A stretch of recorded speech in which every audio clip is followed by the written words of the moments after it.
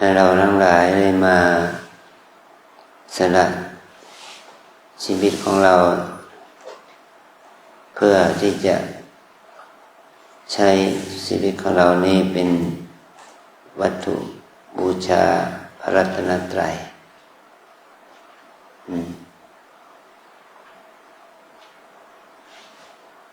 ในช่วงนี้ประเทศไทยเราได้สูญเสีย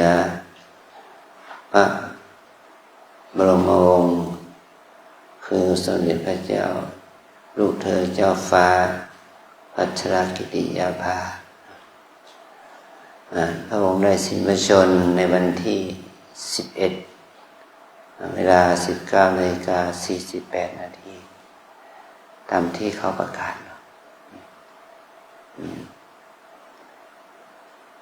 หรือว่าเป็นการสูญเสียบุคคล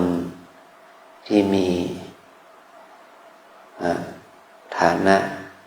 ที่ควรยกย่องนับถือไปองค์พระบาทสมเด็จพระเจ้าอยู่หัวพระองค์สูญเสียทั้งพระราชมารดาแล้วก็สูญเสียทั้งลูกสาวรัชธิดามันความเป็นนี่ถ้าเราคิดถึงตัวเราล่ะเราอยู่ในฐานะที่ต้องเสียทั้งแม่ทั้งลูกก็เป็นความทุกข์อย่างยิ่งของครอบครัวอย่างนี้เนาะแต่วันนี้ว่าเราก็สูญเสียเหมือนกันมีโยมที่ได้ถึงแก่ชีวิตในวันเวลา 11 นาฬิกากว่าแกเป็นโรคเป็นสโตรกเป็นเส้นเลือดในสมองแตกเป็นโยมที่มีความศรัทธาในพระศาสนาจัดกิจกรรมเรียกว่ากลุ่มศรัทธาธรรมส่งเสริมชาวพุทธเรานะได้มาปฏิบัติธรรมวันแม่มาเป็นเวลาร่วม30 ปีก็เธอก็ต้องมาเสียชีวิตในฐานะที่ว่าเรานั้นได้รับการอุปถัมภ์โครงการปฏิบัติธรรมวันแม่มาร่วม30 ปีถือว่าเป็นอุบาสิกาที่มีคุณค่าใช้ชีวิตอยู่ในทางธรรมส่งเสริมการปฏิบัติธรรมของเด็กเยาวชนส่งเสริมการศึกษาพระพุทธศาสนาวันพุทธศาสนาวันอาทิตย์เผยแพร่ธรรมทางวิทยุทางหนังสือทางสื่อต่างๆแล้วถ้ายังบริจาคร่างกายเป็นอาจารย์ใหญ่ด้วยนะ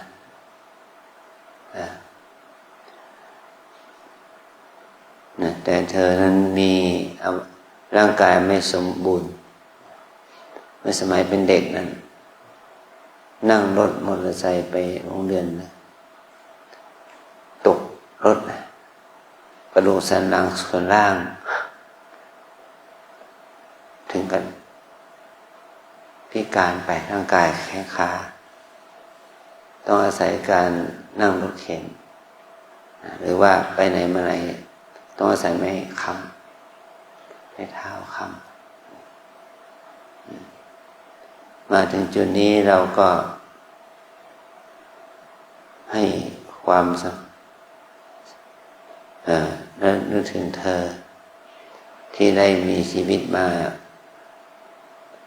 เพื่อบุญเพื่อศาสนาเนี่ยเธอได้ทำหน้าที่เป็นรองประธานมูลนิธิกลุ่มศรัทธาธรรมพร้อมได้เลขานุการของมูลนิธิกลุ่มศรัทธาธรรมนี่ก็มีสำนักงานอยู่ที่วัดเรานี่แหละแต่ว่างานทั้งหลาย อ อาจารย์ก็ได้มอบหมายการบริหารมูลนิธิให้แก่เธอดูแลแล้วก็ต้องสูญเสียบุคคลที่ทำงานที่เสียสละตนเพื่อทำงานพระศาสนาอันนี้เป็นสิ่งที่เราทางว่าเราได้สูญเสียบุคคลที่มีความเสียสละเพื่อพระศาสนาเรานี่มาปฏิบัติธรรม3 วัน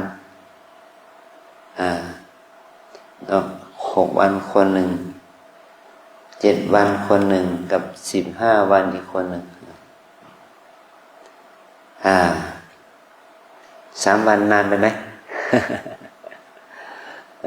ทำไมคงจะไม่นานเนาะเรามาฝึกภาวนาต้องใช้เวลาให้มากหน่อยถ้ามีเวลาสำหรับตนให้ฝึก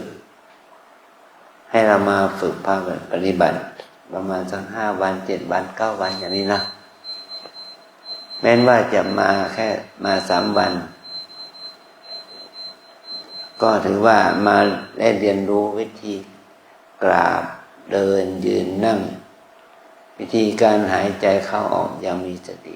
อย่างนี้นะฝึกไปก่อนนี่คือคนเราเนี่ยเรียนทางโลกมามากจบ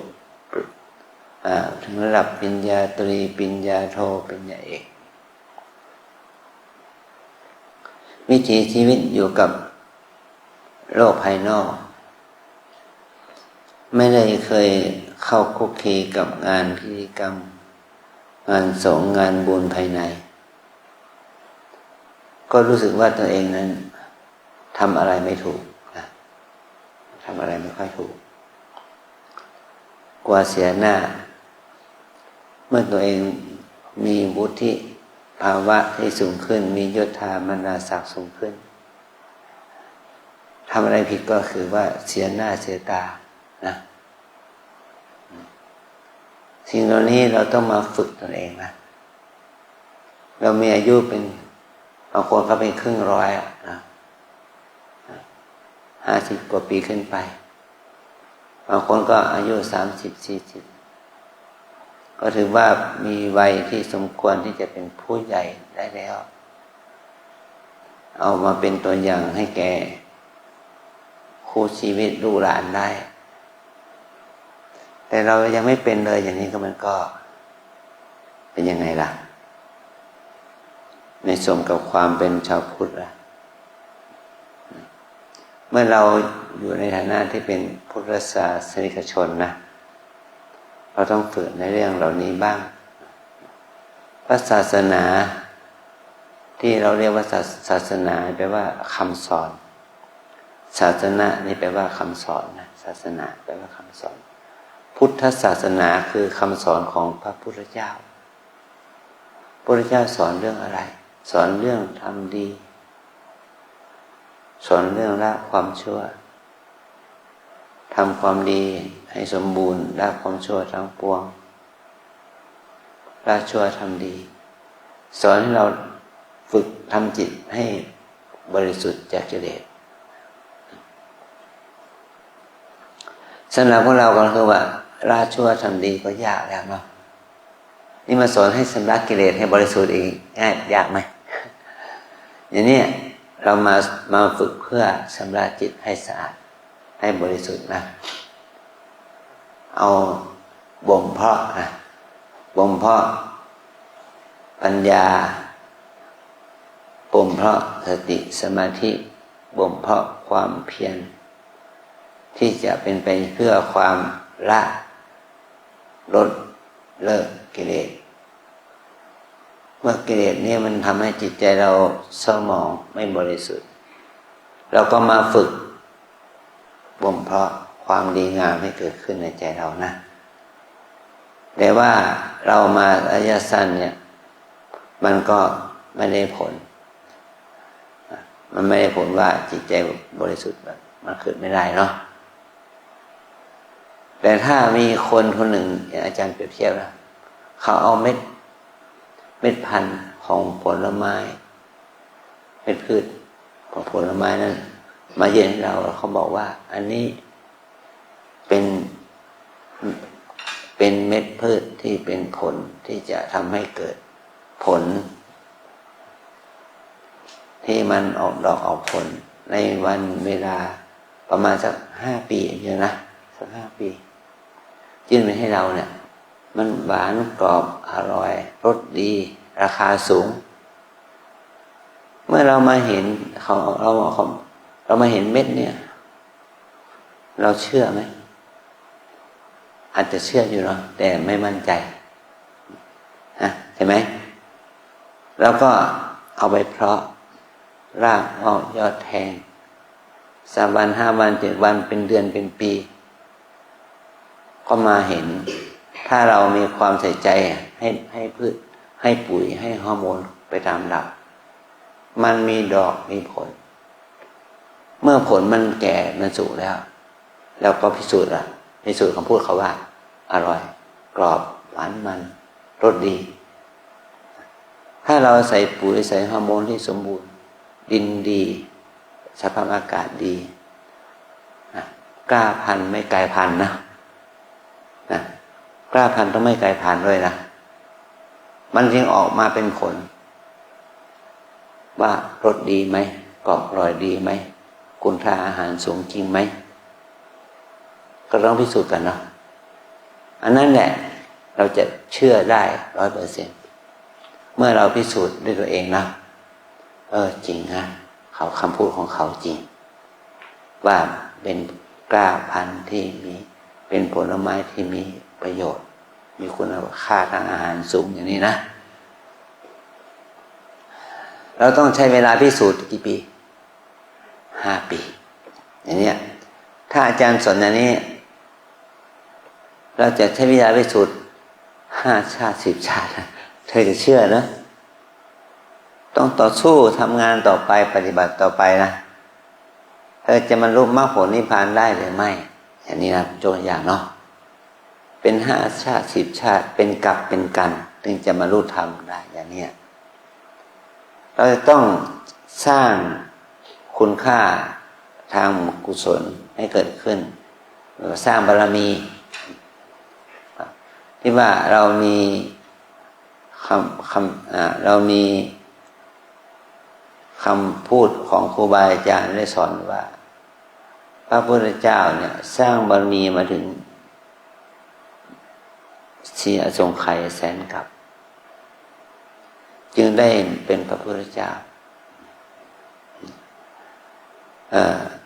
ถ้าเรามองในแง่ที่พระโพธิสัตว์ตั้งสัจจะว่าจะทำความดีทั้งหลายทั้งปวงเพื่อที่จะเป็นบาตรฐานให้เป็นพระพุทธเจ้าในอนาคต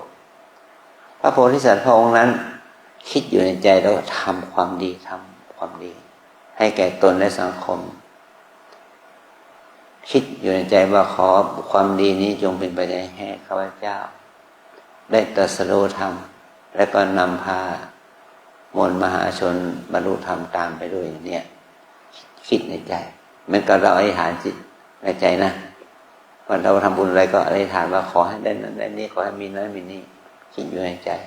แต่ไม่กล้าพูดออกปากอายเขาอย่างนี้เนาะแต่พระพุทธองค์นี่ที่เป็นพระโพธิสัตว์อธิษฐานใจเพื่อจะได้เป็นพระพุทธเจ้าใช้เวลาถึง7 อสงไขยท่านพูดไว้อย่างนั้นนะครูบาอาจารย์ท่านสอนไว้อย่างนั้นต่อมาพระองค์ก็ทำความดีเนี่ยมันก็แก่กล้าพูดออกปากว่าขอบุญที่ข้าพเจ้าทำนี้จงเป็นปัจจัยให้ข้าพเจ้าได้เป็นพระพุทธเจ้าและนำพาเพื่อนร่วมโลกได้บรรลุธรรมตามพ้นทุกข์ไปด้วยเนี่ยท่านต้องใช้เวลาอธิษฐานทำบุญเนี่ยถึง9 อสงไขยนี่เราเรียกว่าเป็นพระโพธิสัตว์ที่เราเรียกว่าอนิยตโพธิสัตว์นะพระโพธิสัตว์ที่ไม่แน่นอนที่จะได้ตรัสรู้เป็นพระพุทธเจ้าต่อมาเมื่อพระโพธิสัตว์พระองค์นั้นได้รับการพยากรณ์จากพระพุทธเจ้าองค์ก่อนพ พระองค์ก็จะต้องบำเพ็ญบารมีอีก4 อสงไขยแสนกับ4 อสงไขยแสนกับนี่เราเรียกว่านิยตโพธิสัตว์นิยตแปลว่าแน่นอนพระโพธิสัตว์ที่แน่นอนจะได้ตรัสรู้ในการที่จะมีพระพุทธเจ้าพระองค์หนึ่งในชาตินี้ในเวลานี้นะพระเจ้าชายสิทธัตถะนั้นได้บำเพ็ญบารมีมาเพื่อจะได้เป็นพระพุทธเจ้าต้องใช้เวลาทั้งหมดรวมกัน20 อสงไขยแสนกับจึงได้เป็นพระพุทธเจ้าเนี่ยคือพวกเราเนี่ยก็ถือว่าเป็นผู้โชคดีมีบุญได้นำเอาตนนี้มาฝึกจิตเพื่อเสริมสร้างอุปนิสัยเพื่อดับทุกข์ดับกิเลสได้แต่ถ้าพวกเราเนี่ยสร้างบุญสร้างบารมีมาเป็นพันกับก็จะเป็นอุปนิสัยให้แก่ตัวเราที่จะฝึกฝนอารมณ์ภาวนาได้ชัดเจนขึ้นก็จะเป็นเหตุให้เราได้บรรลุถึงความสิ้นกิเลสอาสวะมันเหมือนกับว่าต้นพืชเช่นว่าเป็นพวกฝรั่งนี่เนาะฝรั่งทั่วไปเม็ดในมันเยอะเนาะหรือว่าพวกมะละกอเนี่ยทั่วไปที่เขาไม่ได้พัฒนาพันธุ์เม็ดในมันเยอะเม็ดมันเยอะ นักเกษตรที่เขาพัฒนาสารพันธุกรรมให้ต้นมะละกอนั้นหรือว่าลูกฝรั่งนั้นไม่ให้มีเม็ดหรือฝรั่งไร้เม็ดมันต้องปลูกครั้งแล้วครั้งเล่าพัฒนาพันธุ์ครั้งแล้วครั้งเล่าจึงเกิดมะละกอที่ไม่มีเม็ดจึงเกิดต้นฝรั่งที่ไม่มีเม็ดมันต้องพัฒนาพันธุ์มันหลายชั่วอายุของมันนะจนมันพัฒนาถึงขั้นที่ไม่มีเม็ดได้พอปลูกแล้วมันก็เอาลูกออกมาแล้วผ่าดูผลมันก็ไม่มีเม็ดอย่างนี้นะผลงานของเขาผลงานนั้นมันเกิดขึ้นจากนักการเกษตรที่เขาได้พัฒนามันไม่ใช่เกิดขึ้นมันเองหรือว่าเกิดการพาเรานะมันก็เกิดขึ้นได้อันนั้นก็เป็นความพิเศษอันนี้ก็เหมือนกันเนี่ยพวกเราเนี่ยฝึกจิตฝึกชีวิตเนี่ยเพื่อให้จิตใจเราไม่เกิดกิเลสไม่เกิดการกระทำกรรมที่จะก่อให้เกิดพบใหม่ชาติใหม่นี่คือเป็นสิ่งที่เป็นเป้าหมายนะลูกนะเราต้องมาฝึกจิตมีความคิดที่ดีงามที่ไม่ชี้นำเราอธิษฐานขอให้ข้าพเจ้าได้บรรลุมรรคผลนิพพานนี่คืออธิษฐานจิตนะ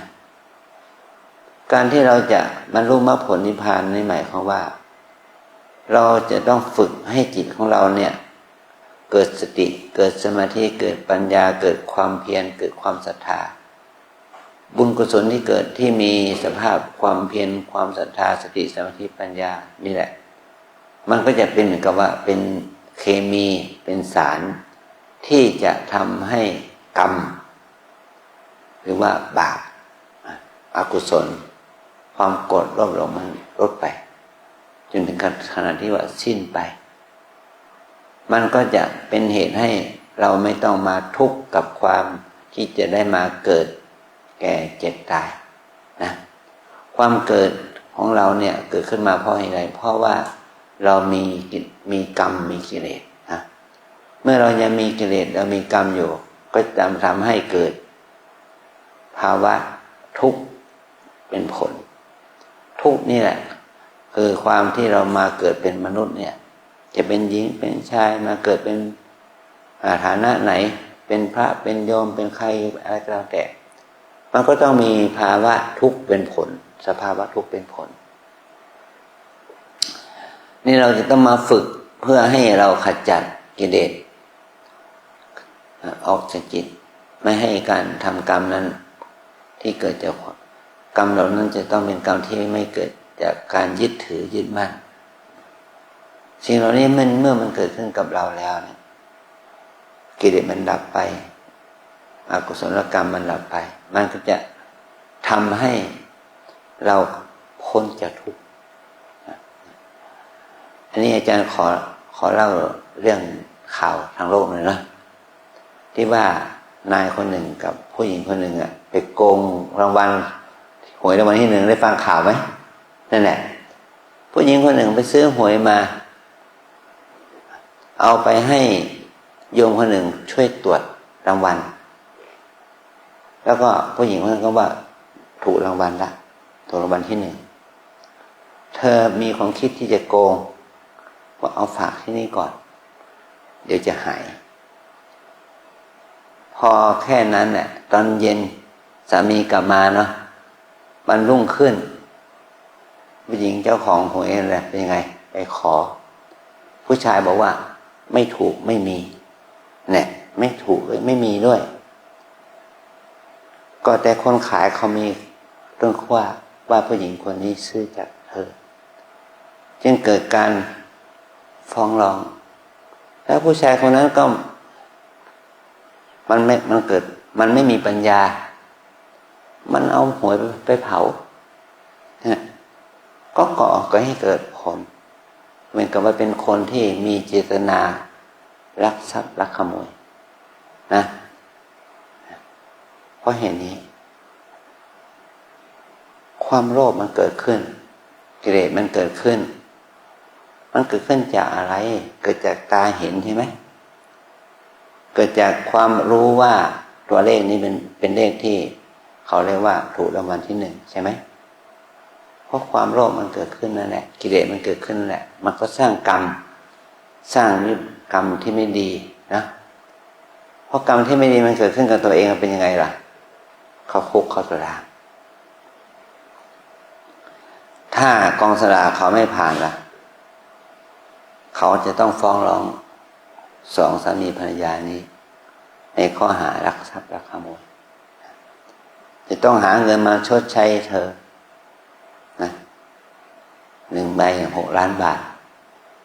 เนี่ยหาทุกข์ใส่ตัวแท้ๆนะเรื่องของกฎหมายนะมันมีอยู่อย่างนี้เนาะ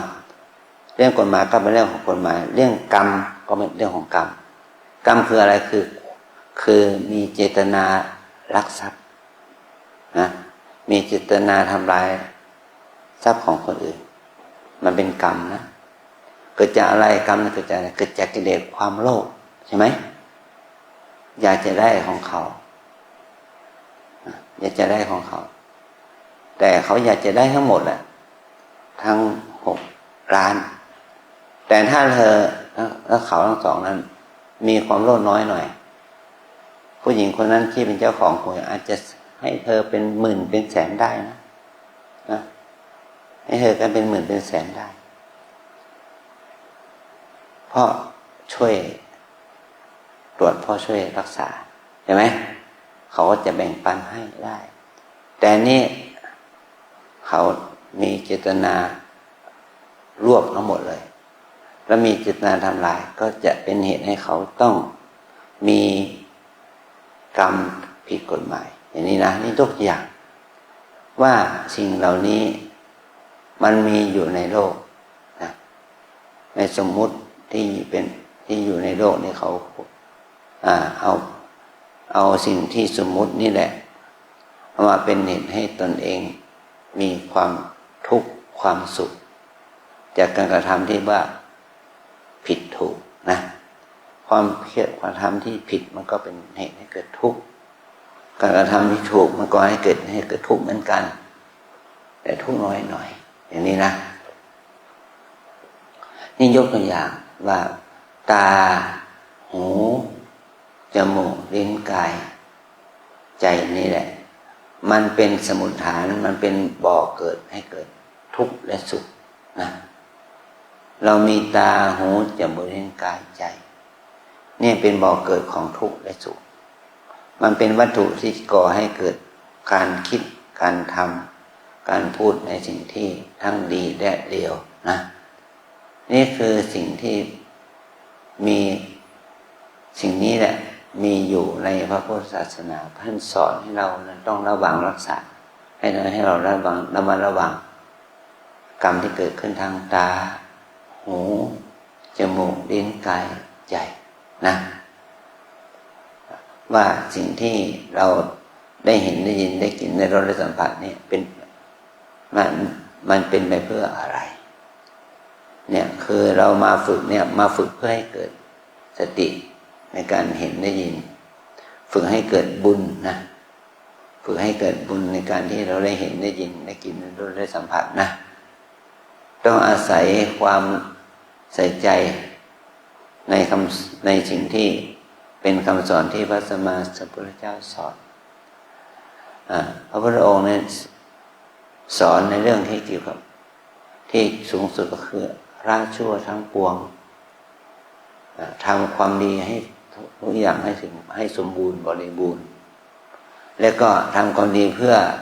ชำระล้างกิเลสอกุศลให้เข้าถึงความบริสุทธิ์แห่งจิตนะคำสอนนี้มีมาตั้งแต่พระพุทธองค์มีชีวิตอยู่ 2,600 กว่าปีมาแล้วท่านตั้งแต่พระองค์บรรลุนิพพานก็ 2,569 ปีใช่ไหมผ่านมาแล้ว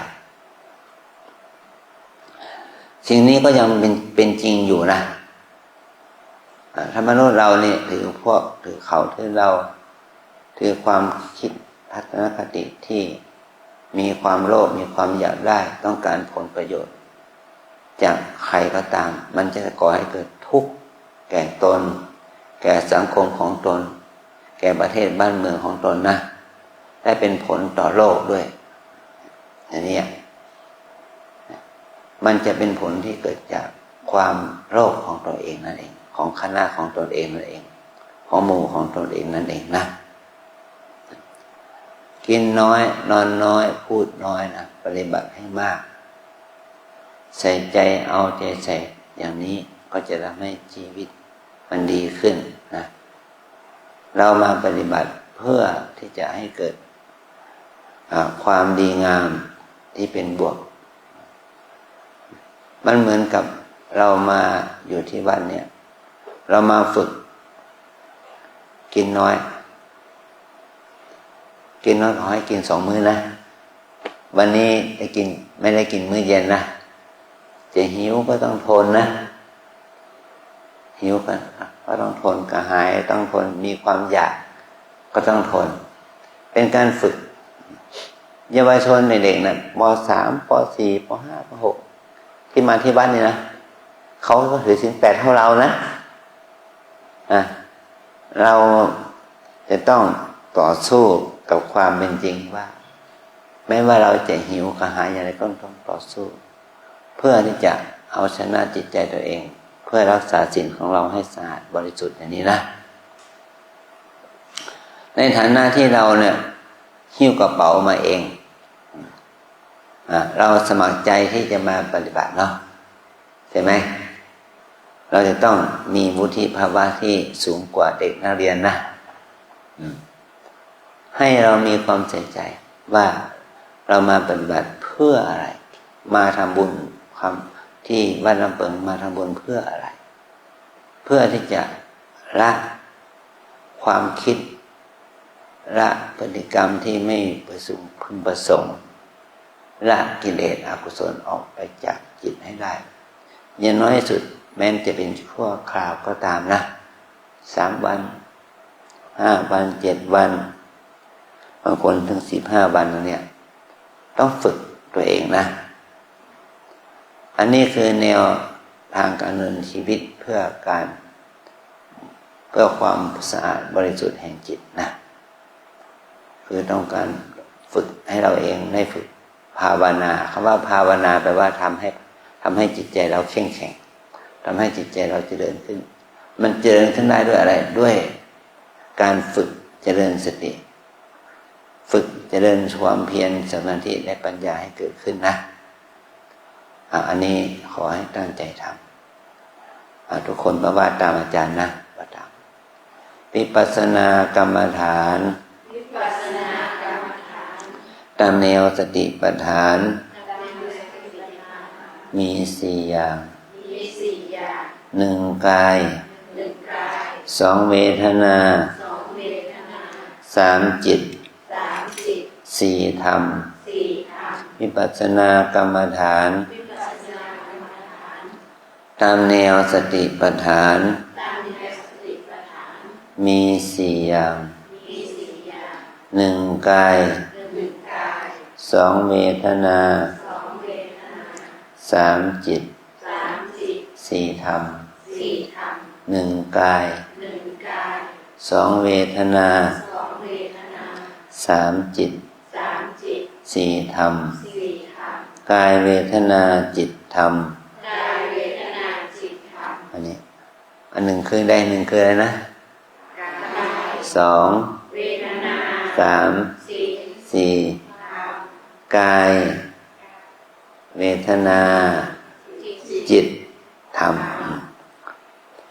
การที่เรามาฝึกจิตเพื่อให้เกิดสติ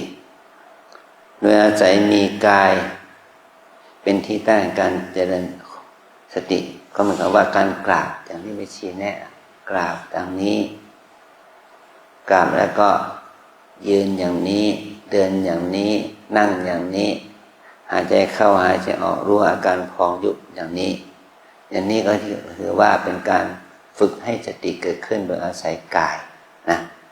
เราเรียกว่ากายานุปัสสนาสติปัฏฐานนะระลึกถึงกายนะกายเป็นอย่างไรให้มีสติรู้ตั้งแต่ตื่นนอนถึงหลับนอนนะฝึกไปมันอาจจะพลั้งเผลอบ้างมันอาจจะมีสติรู้บ้างก็ต้องมีสติกำหนดรู้อาการของกายนะใหม่ๆก็จะพลั้งเผลอมากกว่าเราต้องฝึกเพื่อความเจริญไปบูรณ์ของสติอันที่หนึ่งนะอันที่สองเวทนานุปัสสนาสติปัฏฐานที่ตั้งแห่งการเจริญสติคือการกำหนดรู้อาการของเวทนาคำว่าเวทนาไม่ใช่ความสงสารนะเวทนาแปลว่าความรู้สึกสุขรู้สึกทุกข์รู้สึกดีใจรู้สึกเสียใจรู้สึกเฉย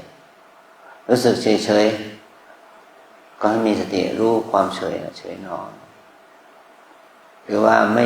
มันทุกข์ก็ทุกข์หนอสุขก็สุขหนอเรากำหนดนี่ไม่ใช่กำหนดคำสองค